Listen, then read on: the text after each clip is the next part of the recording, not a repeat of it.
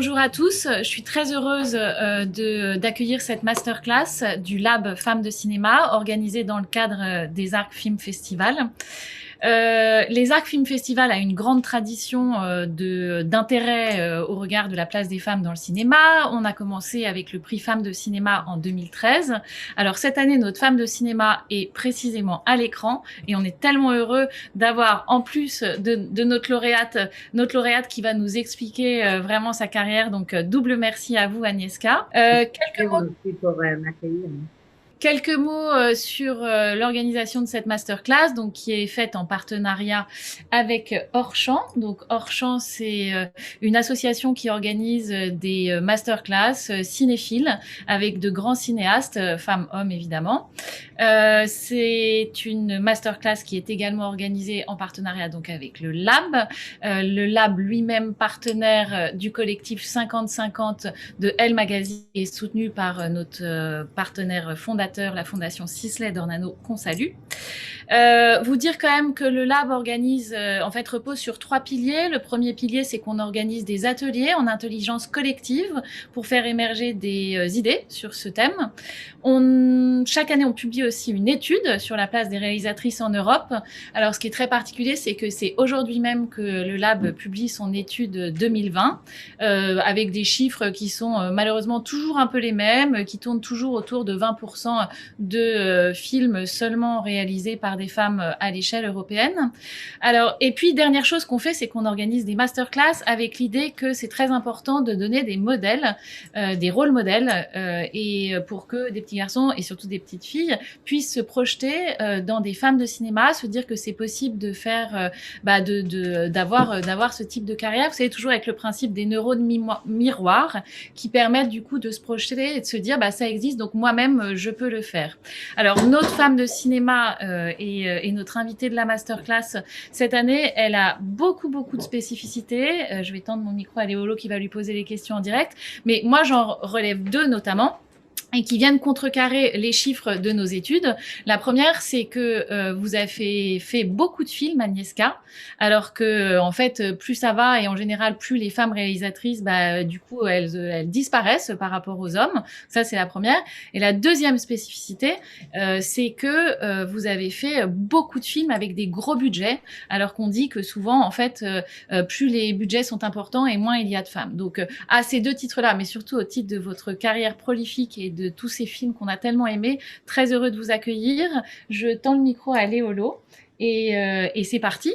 Merci. Alors aujourd'hui, l'idée c'est de constituer un peu un portrait de vous, donc en revenant sur vos films, carrière, mais surtout vos débuts. Et donc il y a une figure dans vos films qui revient souvent, c'est la figure du journaliste. Mais vous, même vos parents étaient journalistes. Alors je voudrais savoir quelle influence ça a pu avoir sur votre carrière, sur votre parcours et sur votre envie de faire du cinéma et d'inventer ces personnages-là. Je pense que le journaliste, c'est un point de vue qui peut être intéressant. Le point de vue sur la réalité que je rencontre, que je raconte, c'est un point de vue extérieur c'est un œil, soi-disant, objectif, mais en même temps, il peut être passionné et en même temps, il peut en devenir. C'est par exemple le cas de mon avant-dernier film, L'ombre de Staline. Il peut devenir the player, les héros des récits de l'histoire. D'un point de vue, il devient, ça veut dire d'un point de vue d'extérieur, il peut devenir un personnage intérieur. En même temps, j'étais toujours un peu sceptique quand les films politiques contemporains ont raconté l'histoire, par exemple, je ne sais pas, de guerre en Afrique ou de Rwanda ou des choses comme ça, parler de journalistes blancs, c'était compréhensible que exactement ce point de vue devient plus accessible pour la public générale, mais en même temps, dans certaines façons, ça colonisait un tout petit peu l'histoire. À cause de ça, je me suis posé pas mal de questions à ce sujet quand je préparais Mr. Jones aka L'ombre de Staline. Mais je trouvais que dans ce film-là, à part que ça inclut les événements historiques, la crime contre l'humanité que Staline a infligé au peuple ukrainien, euh, c'est un film qui raconte, où le sujet est le journalisme. Ça veut dire le sujet, c'est l'importance des médias, la responsabilité des médias, et les dangers. Qu'est-ce qu'on devient avec la situation, avec la réalité politique quand les médias sont corrompus. Euh, je pense que le fait que mes parents étaient journalistes, bien sûr, m'a sensibilisé sur ces personnages, sur ces métiers. Aussi, à cause de ça qu'ils étaient les journalistes dans le pays communiste où il n'y avait pas la liberté de parole. Et quand ils étaient les gens très nobles et honnêtes, je pouvais regarder à quel point ils se battent pour, pour passer le message qui est le plus vrai possible, mais en même temps, à quel point les compromis touchent leur âme. Et je pense que c'est ça. Est-ce que d'une certaine manière, vous diriez que vous leur rendez un peu hommage avec ces films? Avec l'ombre de Staline, oui, je pense que c'est un hommage à l'importance des journalistes, à le courage des journalistes, parce que c'est un film historique, mais les journalistes qui se battent pour la vérité, pour rapporter la vérité et qui payent le prix suprême, souvent, sont toujours parmi nous, en Russie, en Turquie. Quand je préparais l'ombre de Staline, même en Slovaquie, qui est un pays membre de l'Union européenne, un jeune journaliste de 27 ans, exactement l'âge de Gareth Jones dans mon film, était assassiné par la mafia qui était connectée avec le gouvernement slovaque d'époque, parce qu'il a rapporté exactement, il a investigué le lien entre la mafia italienne et le gouvernement slovaque. Et alors, pour l'anecdote, avant de vouloir être cinéaste, vous vouliez être peintre, sauf qu'il s'avérait que ce n'était pas nécessairement votre vocation, vous vous rendiez compte que vous n'aviez pas ce don-là peut-être nécessaire pour être peintre. Et dans une masterclass femme de cinéma, mais il y a cette anecdote qui vous a marqué, parce que vous la répétez souvent, c'est qu'un jour, un garçon que vous connaissiez, en regardant vos peintures, vous a dit « c'est pas mal pour une femme ». Oui, c'était la première fois quand j'ai entendu cette phrase.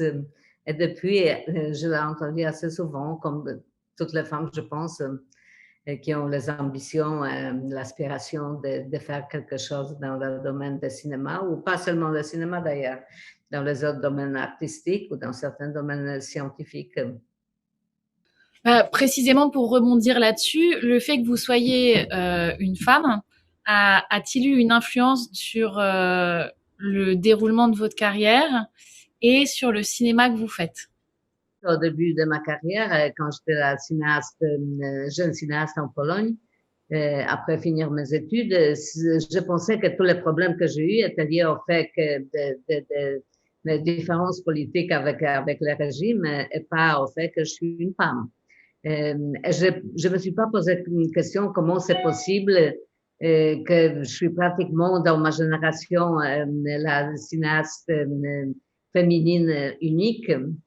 Je, je me suis construit une espèce d'autorité auprès de mes collègues. J'avais l'impression que je fais ce que je veux, bien sûr, avec les restrictions de la censure communiste qui a touché tout le monde, pas seulement moi, mais aussi Vajda ou Kieślowski ou n'importe qui. À cause de ça, quand j'ai émigré, ou j'étais forcée d'émigrer en France, j'ai commencé de travailler en Allemagne, en France, après aux États-Unis. C'était que là que j'ai compris que pour une femme, c'est beaucoup plus difficile. Mais en même temps, j'étais une immigrée. Je parlais pas bien de langue. J'étais bon, je suis venue de l'autre pays, de l'autre culture. Je n'avais pas de connexion, etc., etc. Je pouvais pas me plaindre parce que même avec ça, j'ai réussi, après certaines trêves, de réaliser mes films. En observant la situation dans le pays consécutif, j'ai compris qu'avec les différences entre les pays, la femme doit être 2 fois plus persévérante, plus talentueuse, plus forte, plus patiente, et que cette espèce de plafond de glace existe pour les femmes dans la façon évidente. Et ça vient aussi des réceptions de films de femmes et de la réception des femmes comme les cinéastes. Cette réception est dirigée aussi par les sélecteurs de festivals, par les critiques de cinéma, par les financiers, bien sûr, de cinéma, par les producteurs, distributeurs. Et à chaque fois, j'avais l'impression qu'avec le même film, mon collègue aura beaucoup plus de facilité de passer certains obstacles. Et à propos de vos études à Prague, elles vous ont, semble-t-il, formé une sensibilité différente, qui était selon vous un antidote à l'hystérie et au romantisme à la polonaise.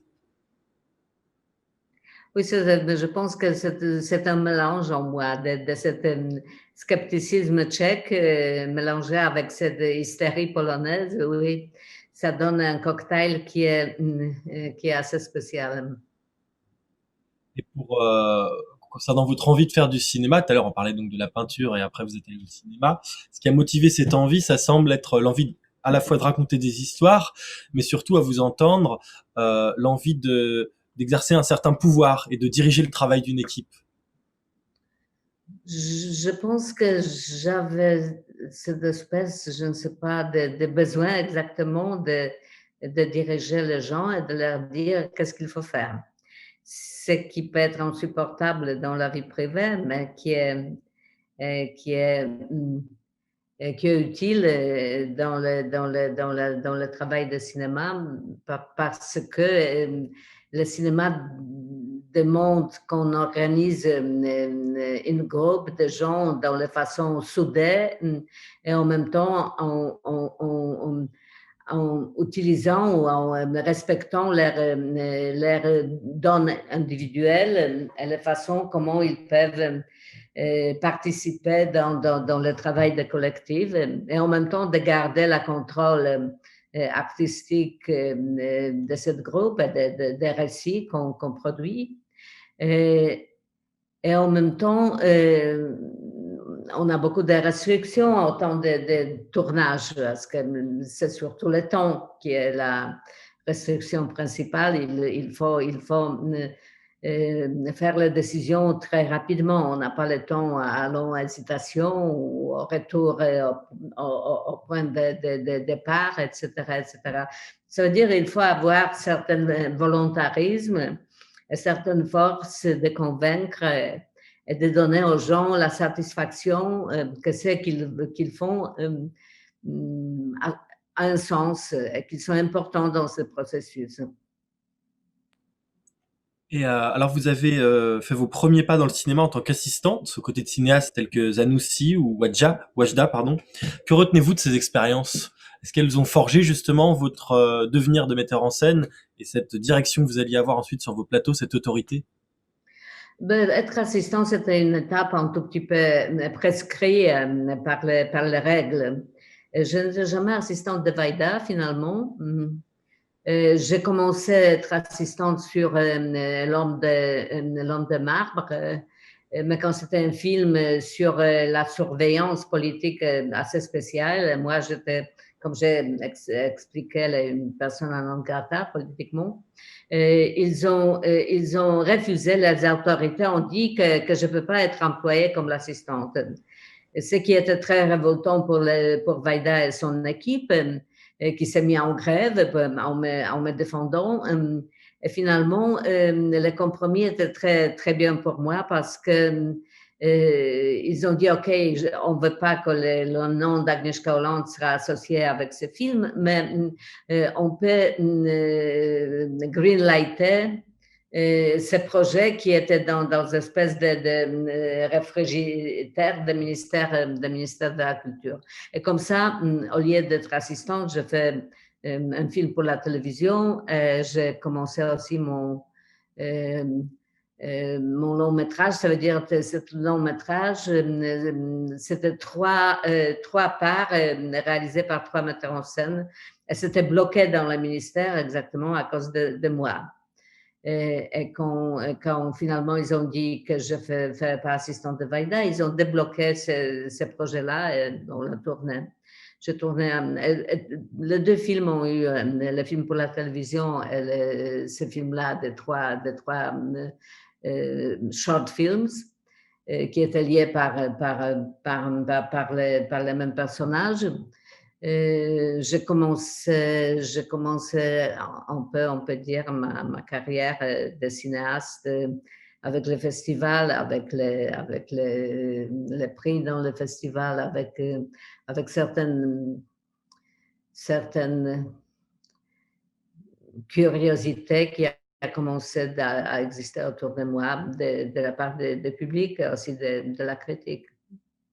Mais j'étais assistante des ans aussi, oui. J'étais aussi assistante dans un film pour la télé de mon camarade, qui après, il était mort en filmant l'expédition dans l'Himalaya.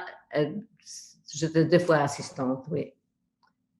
Qu'est-ce que j'ai appris? On apprend, bien sûr, en étant l'assistante. En même temps, j'ai appris une chose, que je ne serai jamais très bonne assistante parce que je suis trop prétentieuse. Quand je vois qu'il tourne les choses dans la façon que je trouve pas assez bien, je les montre. Et si j'avais un assistant comme moi, je pense que je le virais très rapidement, hein, parce que c'est pas très, très bien quand vous tournez à avoir un œil très critique. Aux Arcs, cette année, on avait tout un programme qui s'appelait Déplacer les montagnes et qui interrogeait en fait le lien entre le cinéma et l'engagement, et notamment l'engagement politique. Diriez-vous que vous êtes une cinéaste engagée? Quand je fais le film, quand je fais mes films sont, comme vous savez, assez éclectiques. En ce qui concerne le choix de sujets, je fais les adaptations des classiques avec Washington Square ou Le Jardin secret. Je fais les films sur les grands artistes du 19e siècle comme Eclipse Total ou Copying Beethoven. Je fais aussi les films sur les événements historiques du XXe siècle qui, selon moi, marquent aussi le XXIe siècle, malheureusement. 3 films qui se sont déroulés pendant la Deuxième Guerre mondiale ont touché l'Holocauste. Je fais L'ombre de Staline, etc., etc. Ça veut dire que je fais beaucoup de films. Certaines ont eu des connotations ouvertement politiques, et les autres non pas. Mais moi, comme la citoyenne, oui, je suis engagée. Ça veut dire quand je vois l'injustice ou le danger d'autoritarisme ou la censure, ou quand je vois qu'en prison les gens qui sont les opposants au régime autoritaire, je réagis. Quand je vois aussi quand le droit de l'homme, comme le droit des minorités sexuelles, par exemple, comme c'est le cas maintenant en Pologne, où les femmes sont bafouées par le gouvernement ou par l'Église ou par n'importe qui, comme aussi ça se passe en Pologne en ce moment. Je soutiens les protestations de gens qui se révoltent contre les lois qui sont injustes. Ça transparaît aussi dans votre dernier film, notamment, qui met quand même en avant de personnages masculins, homosexuels. Est-ce que justement votre cinéma est aussi une manière de lutter contre les stéréotypes de genre notamment? Lutter, peut-être c'est pas un bon verbe. Je pense que j'essaie de ne pas lutter, je pense de créer certaines compréhensions ou l'empathie, ou se poser la question sur la limite de l'humanité, aussi sur les différences, sur j'essaie de ne pas faire les films qu'on peut marquer comme la propagande, même la plus noble. Euh, J'essaie de montrer les complications plutôt que les simplifications. En effet, vous semblez être convaincu que ce que le cinéma peut faire, c'est introduire certains faits et événements dans le récit mondial de l'histoire des hommes et les intégrer dans un niveau de conscience plus vaste.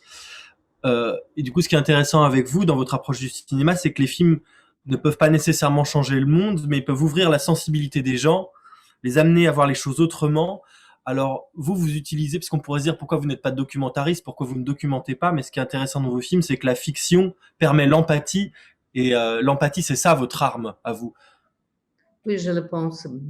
Je ne sais pas, j'ai jamais eu assez de courage pour réaliser le documentaire. Je pense que j'ai besoin quand même d'un filtre de fiction pour raconter l'histoire. C'est un peu trop direct pour moi personnellement, c'est mon problème personnel, pas mon problème artistique, c'est pas mon jugement artistique. J'adore les films documentaires et je pense que dans les dernières années, les films documentaires sont beaucoup plus forts que le cinéma de la fiction. Mais en même temps, moi personnellement, j'ai besoin plutôt de créer le monde d'abord avant de le filmer que de rapporter le monde qui existe. Et oui, je pense qu'on vit le moment assez crucial, je pense, dans l'histoire de l'humanité en ce moment. Et je pense qu'on a beaucoup de défis, on a beaucoup de challenges, on a beaucoup de dangers aussi. Et beaucoup de questions se posent. La modernité nous pose beaucoup de questions qui sont pas répondues, que bien sûr les intellectuels les scientifiques essayent de les répondre, mais je pense que le cinéma est assez timide dans ses ambitions de toucher les sujets qui sont les plus palpants. Et, je pense que c'est dommage. Je pense que ça réduit le cinéma à certaines expressions plutôt privées, un peu nombrilistes, et aussi un divertissement pur qui lutte plus pour la légèreté d'expression que la gravité du sujet.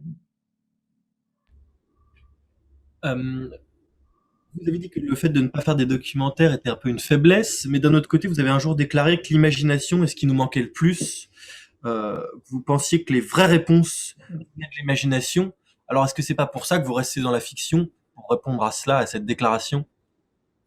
J'aimerais bien faire travailler mon imagination dans la direction de montrer les nouveaux horizons, oui.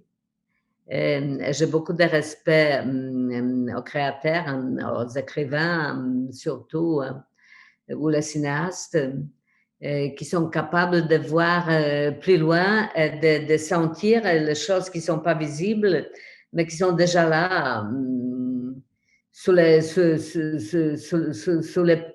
peau, quelque part, les tendances, les émotions qui ne sont pas exprimées encore, etc. Et aussi de construire les mondes qui sont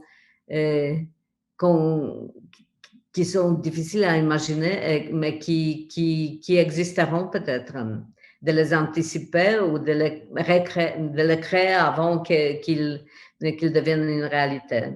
Et cette liaison entre la fiction et la réalité, cette liaison créative, je pense que c'est quelque chose qui est le plus excitant dans la création. Alors on parle de réalité, mais aussi de vérité, parce que vos personnages luttent constamment pour la vérité. Vous, c'est ce que vous faites avec le cinéma, vous essayez de raconter la vérité. Mais alors ce que je me demande, c'est dans votre processus de mise en scène, vous êtes très exigeante hein, pour la restitution des faits, pour dire cette vérité-là. Mais comment vous travaillez concrètement pour reconstituer en étant dans la véracité? Est-ce que c'est une inquiétude à chaque fois que vous faites un film de vouloir être fidèle et de ne pas vouloir vous écarter justement de la vérité tout en la reconstituant? Mais je pense pas que la vérité extérieure est la plus importante. Ça veut dire, quand je prépare un film historique, par exemple, un film sur le sujet qui est bon, comme la musique, par exemple, je fais beaucoup de travail de préparation. Je lis, je regarde, je me enseigne. Je connais la vérité, ou en tout cas tous les faits qui sont possibles à apprendre. Mais après, quand je commence de construire ma réalité d'un film, je ne reste pas fidèle à tous les éléments de cette enquête que j'ai fait avant. Je me libère de ça d'une certaine façon. Je fais les choses qui sont anachroniques de temps en temps, ou qui sont les fruits d'imagination, ou qui correspondent pas exactement liés au moment.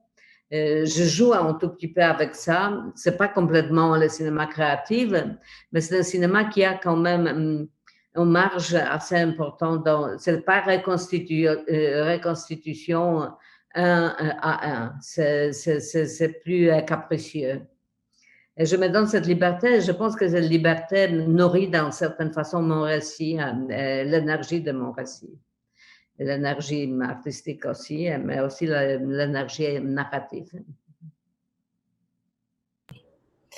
Vous y avez déjà partiellement répondu, mais quelle singularité vous reconnaissez-vous dans votre travail de cinéaste? Je pense qu'il y a deux choses qui sont pour moi importantes, qui sont liées d'une certaine façon. Je pense que l'écriture de mes films, c'est personnel, mais en même temps, c'est assez transparent. Ça veut dire que le style n'est jamais en avant. Ça vient je pense que ça vient de mon tempérament et d'angoisse de quelque chose d'extérieur ou prétentieux, mais aussi de fait que pour moi, la communication, c'est quelque chose de principal. Ça veut dire, moi, je suis l'amateur de quelque chose qui est pratiquement disparu, en train de disparaître pour l'instant. Ça va revenir un jour. Quelque chose que les critiques de cinéma à certains moments ont appelé le cinéma de milieu, le cinéma qui est de centre un tout petit peu, qui est entre les deux extrêmes, le cinéma d'avant-garde ou très d'auteur, très de niche d'une certaine façon, et le cinéma industriel, les gros budgets, les effets spéciaux, l'histoire qui sont accessibles pratiquement partout, à tout le monde, à tout l'âge. Ça veut dire les films d'Hollywood, en gros. Et entre ces deux, existait quelque chose, et c'était pour moi le cœur du cinéma, ce cinéma de milliers, qui était en même temps personnel,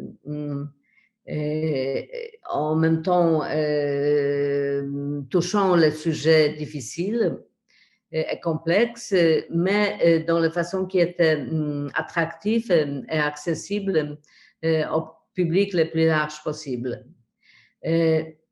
Et c'était ça le cinéma d'après la guerre, surtout. on peut inclure même certaines nouvelles vagues dans ça. Assurément, les cinéastes, les grands cinéastes comme Bergman, Bresson, Fellini, Rossellini, Vajda, etc. Leur cinéma a attiré des millions de spectateurs pratiquement dans tout le monde. En même temps, c'est un cinéma très fidèle à certaines exigences artistiques et personnelles. Ce cinéma-là a commencé à disparaître complètement, peu à peu d'abord et après assez rapidement, vers la fin des années 80, je pense, du dernier siècle. Et on a senti un vide qui s'est produit et qui était rempli très rapidement parce que la nature n'aime pas le vide, par les nouvelles vagues de séries de la télévision. Surtout, ça a commencé en Amérique. Pendant assez longtemps, c'était seulement Amérique qui a un tout petit peu Israël, un tout petit peu les pays scandinaves, mais surtout Amérique ou Angleterre, qui a développé cette espèce de récit, de la narration. Et maintenant, ça c'est avec la force des plateformes de VOD et de streaming, c'est devenu un peu généralisé. Je m'en réjouis, mais en même temps, c'est pas la même chose. Ça veut dire, d'abord, les séries sont toujours, dans certaines façons, conventionnelles dans sa dramaturgie. Et après, c'est pas la même expérience émotionnelle, sensuelle et aussi intellectuelle, dans certaines façons, que les meilleurs films de cinéma. Alors, il y a quelques instants, vous avez cité des cinéastes, donc Fellini, Rossellini, Wajda. J'aimerais revenir sur vos inspirations. Vous étiez très cinéphile quand vous étiez jeune. Et alors, quelles ont été vos influences fondatrices, on va dire, dans votre pratique du cinéma? J'ai aussi noté Kurosawa, Nemec, Skolimowski. Quels cinéastes, quels films vous ont porté en tant que cinéaste? Vous savez, c'est difficile à dire parce qu'ils étaient si nombreux. Pratiquement chaque film que je vis à l'époque m'a beaucoup inspiré. Il n'y a pas longtemps, je retrouvais mon carnet d'années, mon notebook d'années. C'était, je pense, l'année 1965. Et à la fin d'année, je faisais quelques années à la suite un expériment de noter tous les meilleurs films d'année. Et j'ai retrouvé ce cahier-là et j'ai trouvé 250 meilleurs films d'année. Ça veut dire que j'ai noté tous les films qui ont resté engravés en moi, qui m'ont touché ou qui m'ont fasciné ou qui m'ont... C'était 250 films. Aujourd'hui, si je trouve 2-3, je suis heureuse. Et là, je ne sais pas si c'est que à l'époque, le cinéma était beaucoup plus fort. Je pense que c'est le cas aussi. Ou moi, j'étais moins exigeant ou plus sensible ou plus ouvert. En tout cas, au moins blasé. En tout cas, ces films qui m'ont inspiré étaient nombreux. C'était beaucoup de films de la nouvelle vague française aussi. Les premiers films de Godard, quelques films de Truffaut, mais surtout les films d'Agnès Varda. Les films comme Cléo ou Bonheur, c'était les films qui m'ont touché énormément. Dans le cinéma français, mon metteur en scène préféré, c'était Robert Bresson. Et pratiquement 4 ou 5 de ces films, c'était mes films que j'ai essayé de voir à chaque fois dans le ciné-club quand j'avais occasion. Parmi les Italiens, c'était Fellini, mais c'était surtout Pasolini qui m'a inspiré. Kurosawa, vous avez dit, Ozu aussi, Tarkovsky. Les autres films, les films plus âgés soviétiques comme Karatozov, le cygne passe, oui, le cigogne passe. et La balade sur les soldats. Et la nouvelle vague tchèque, que je trouvais extrêmement originale, vivante et anarchiste, comme le film de Chytilova, Forman, Jan Niemetz, Ewald Schorm et les autres. C'était dans les années 60-70 où je pense que j'étais le plus réceptive au cinéaste et aux films que j'ai regardés, et Bergman aussi. Certains films de Bergman étaient très importants pour moi. Je vous ramène un peu sur le thème femmes de cinéma, mais donc vous avez cité Varda.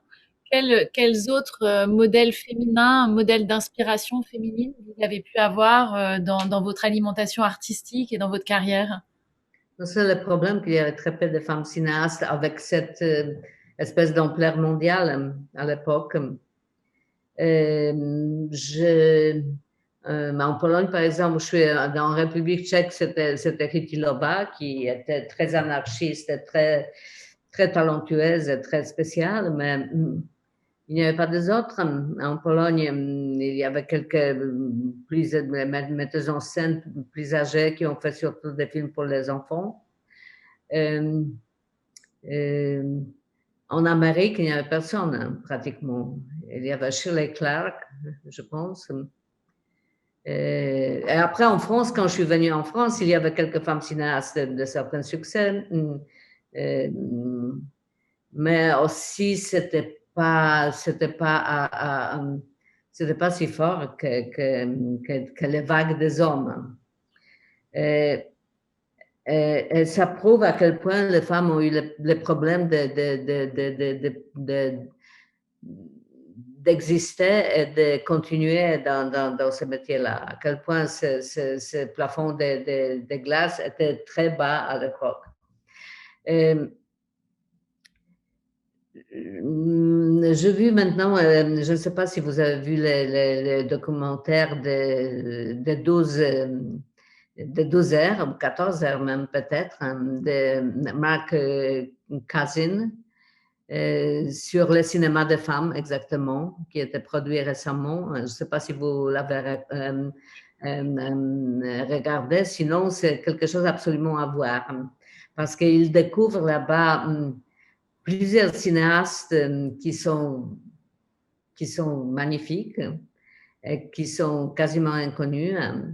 Et parmi eux, il y a deux cinéastes soviétiques que moi je connaissais, mais un peu plus tard dans les années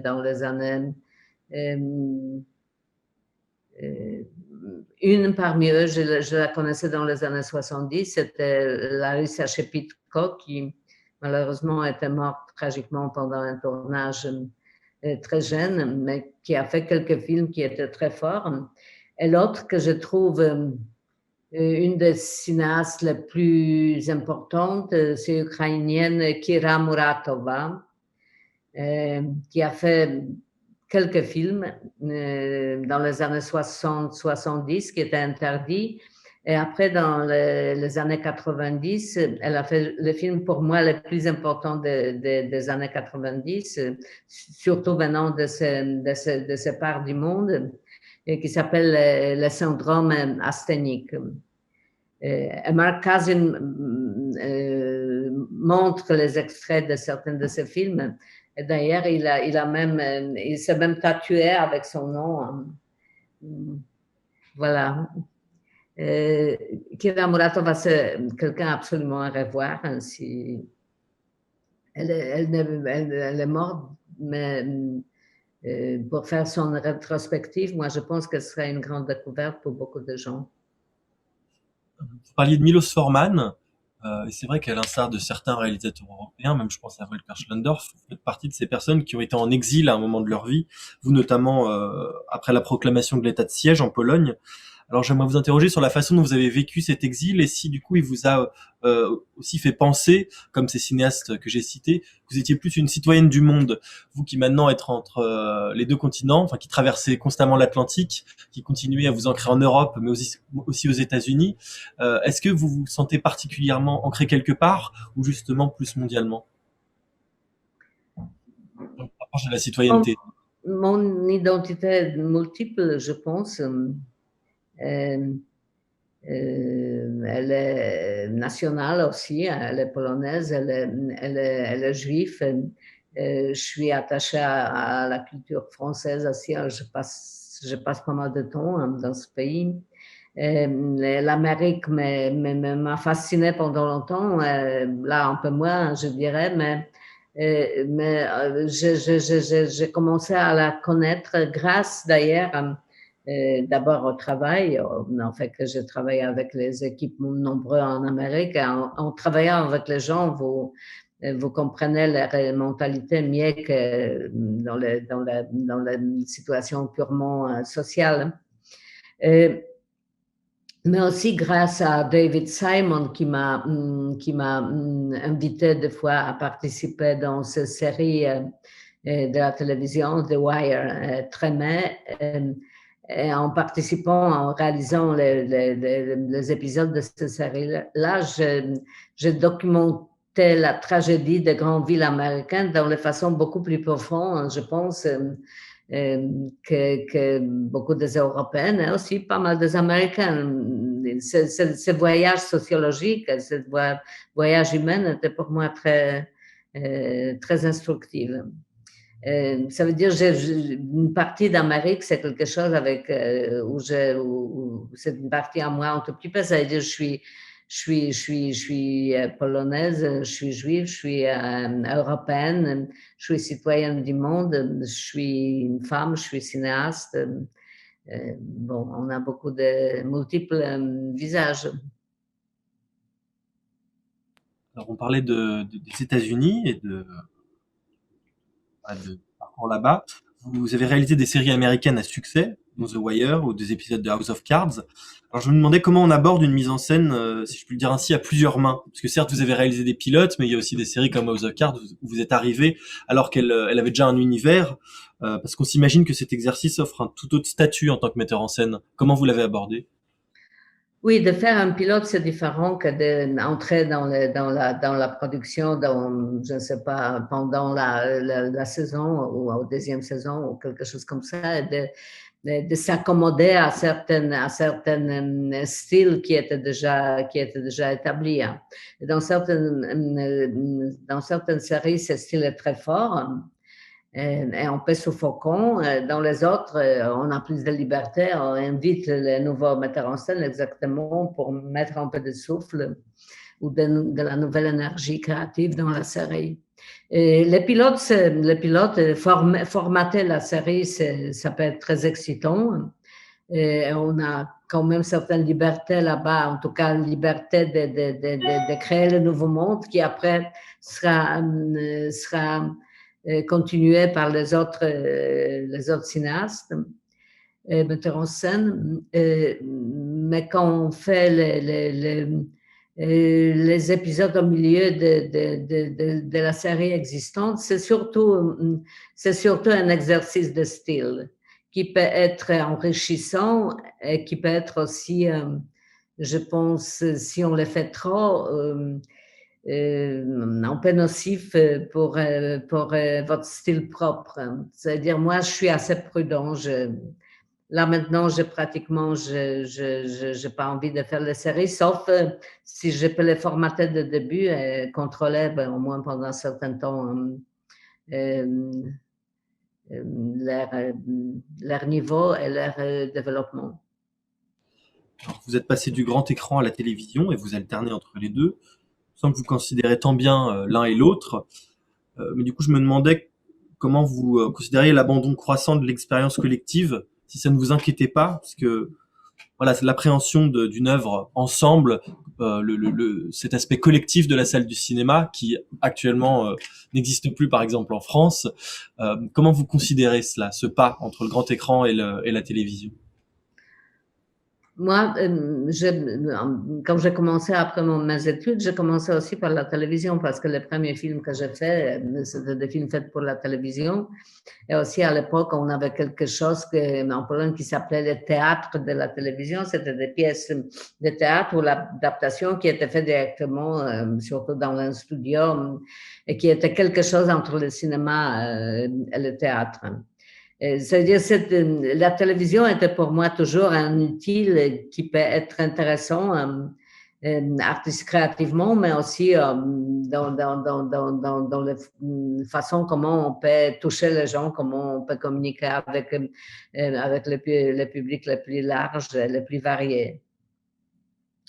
C'est-à-dire, je n'avais jamais ce complexe ou je sais pas, manque de respect pour la télévision, qui je l'ai jamais snobé. Ce qui s'est passé avec les relations entre le cinéma et la télévision en Europe, en France aussi, et qui a fait d'ailleurs que les séries européennes avaient 15 années ou 20 années de retard au niveau de la qualité après les séries américaines. Ou les cinéastes différents, comme je ne sais pas, comme Martin Scorsese ou Quentin Tarantino, sont engagés très rapidement dans la participation aux séries ambitieuses. En le disant, je dirais que les séries, c'est idéal pour regarder chez vous, parce que c'est la narration audiovisuelle ou les plots, je ne sais pas comment dire, je dirais l'histoire, comment ça se déroule, comment c'est raconté, c'est le plus important. Au cinéma, avec les films, il y a ce niveau cinématique l'expression visuelle, mais pas seulement visuelle, mais aussi sensuelle, émotionnelle, qui est difficile à recevoir quand vous regardez le film sur l'écran de la télévision ou votre ordinateur ou votre smartphone ou tablette. C'est pas la même chose. Quand je regarde un film de cinéma, un bon film de cinéma ou un grand film de cinéma ou un film de cinéma très original et très difficile, de certaine façon, dans la réception dans la salle de cinéma, j'ai un sentiment d'expérience exactement sensuelle. Si je le regarde sur le petit écran, j'ai surtout l'information. À quoi ça ressemble? C'est pas la même émotion du tout. Mais on ne sait pas qu'est-ce que va se passer, parce que cette tendance de regarder de plus en plus sur les plateformes a commencé avant le Covid, avec le Covid. Et cette tendance surtout répandue dans la nouvelle génération, dans la génération de jeunes qui sont très accrochés au monde virtuel et au monde d'Internet. Ça s'est renforcé par la pandémie. Et si après la pandémie, en oubliant tous les problèmes économiques qui sont liés avec la situation de la distribution des cinémas, etc., si on reviendra dans des salles avec les mêmes zèles, les mêmes envies et dans le même nombre, je ne sais pas, c'est difficile à dire. Si cette envie d'être ensemble sera une réaction sur cette séparation de la pandémie, ou si le contraire, on s'habitue à être chez soi et on commencera à vivre dans un certain autisme et l'angoisse d'être dans les foules, je ne sais pas, c'est difficile à dire. C'est aux sociologues ou futurologues de l'analyser, mais même eux, ils sont assez perdus dans ce sujet-là. Moi, je pense qu'il faut faire tout pour que les salles subsistent. Je suis pas angoissée à cause de ça en France, parce que je pense que la cinéphilie est tellement forte en France que là-bas, la distribution dans des salles va survivre, mais dans les autres pays, je suis pas sûre.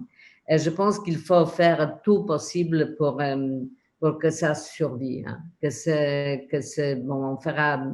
Bon, On fera comme les organismes internationaux aussi, comme l'Académie européenne de cinéma, comme l'Académie américaine de cinéma, comme les fédérations de metteurs en scène, etc., etc. On fera tout possible pour supporter politiquement, économiquement les salles, mais en même temps, je pense que la réponse, c'est surtout la qualité des films, que les films doivent être plus courageux, plus forts, plus personnels, plus original pour faire venir les gens dans les salles. Parce que s'ils sont médiocres, je pense que la majorité de la production est touchée par certaines médiocrités commodes, par certaines pareuses. Je pense que le public va abandonner dans grande partie le cinéma. Il nous faut faire le meilleur film possible. Agnieszka, on arrive dans la dernière partie, toute dernière partie de cette masterclass. Il y a une question, enfin, on a 2 questions rituelles dans les masterclass femmes de cinéma. Une qui me brûle les lèvres. Gisèle Halimi disait, on ne naît pas féministe, on le devient. Est-ce que vous diriez que vous êtes féministe? Et si oui, comment l'êtes-vous devenue? Je suis féministe, oui. Je me suis pas considérée comme telle depuis ma jeunesse. Ça arrivait à certains moments avec la conscience à quel point les femmes sont silencieuses par la culture patriarcale, à quel point dans le monde masculin, à quel point nous avons le droit à s'exprimer, mais aussi à contrôler notre destin. Depuis, je suis féministe relativement active. Mon activité, c'est aussi d'aider mes collègues, des jeunes femmes cinéastes dans leurs ambitions et dans leur quête pour leur liberté d'expression et leur travail. Je pense que c'est pas juste que 50% de l'humanité dans le domaine si important que les contenus audiovisuels peut s'exprimer seulement dans 18% en Europe, ou 19%, ou 7, 8, 9% aux États-Unis. Que le monde n'est pas raconté, que la réalité très importante n'est pas racontée assez avec les pleines voix. Voilà. Et alors aujourd'hui, si vous aviez un conseil à donner à un jeune cinéaste, une jeune cinéaste, quel serait-il? Moi, je pense que ce n'est pas le conseil qu'il faut que je leur donne, c'est le support qu'il faut que je leur donne. Je pense, je regarde la toute nouvelle génération de femmes cinéastes et pas seulement cinéastes. Je pense que cette toute nouvelle génération est beaucoup plus forte que la mienne, beaucoup moins timide. Que le sentiment qu'on a le même droit que les hommes est beaucoup plus fort. Je pense qu'elles sont insolentes, assertives.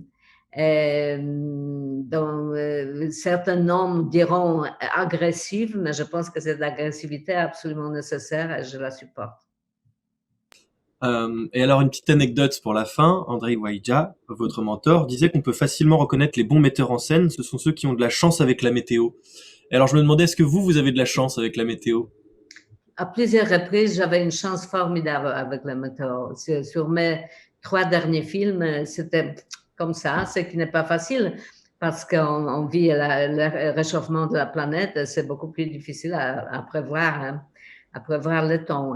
À des reprises, j'avais besoin de la neige. Et la neige arrivait pile au moment où mon schedule l'a demandé. C'est-à-dire, oui, je suis une bonne cinéaste, il faut dire, selon Waïdja. Et c'est ce que j'allais vous dire, justement, notre génération qui, elle, est confrontée à la crise écologique, on a envie de dire, est-ce qu'il restera des bons cinéastes vu ce qui se passe? Oui, ce sera peut-être plus difficile d'être le bon cinéaste. Oui, mais surtout, soyons les bons citoyens dans ce domaine-là et faisons une pression réelle sur le monde politique qui est responsable pour le changement. Merci infiniment. Je voulais juste conclure, merci évidemment. Je vous ai entendu dire pour rigoler que pour être une bonne cinéaste femme, il fallait s'appeler Agnès. Donc je crois qu'en fait vous avez tout à fait raison sur ce point-là comme sur beaucoup d'autres. Merci infiniment. Merci Avoir des beaucoup. rôles modèles pour nous c'est important et vous en êtes un à 1000 niveaux. Merci beaucoup pour ce temps et on a hâte de voir en salle votre nouveau film qui était dans la sélection des Arcs et puis des prochains. Voilà, on vous attend et merci pour tout. Merci infiniment. Merci Agnès. Merci à vous, merci à vos questions. Je salue le public de votre festival, tout le public qui nous regarde ou pourrait regarder dans l'avenir. Bonne année, la santé. Voilà, il faut qu'on rentre, qu'on retourne dans des salles de cinéma, c'est ça important. Merci beaucoup. Au revoir. Au revoir Agnès. Au revoir.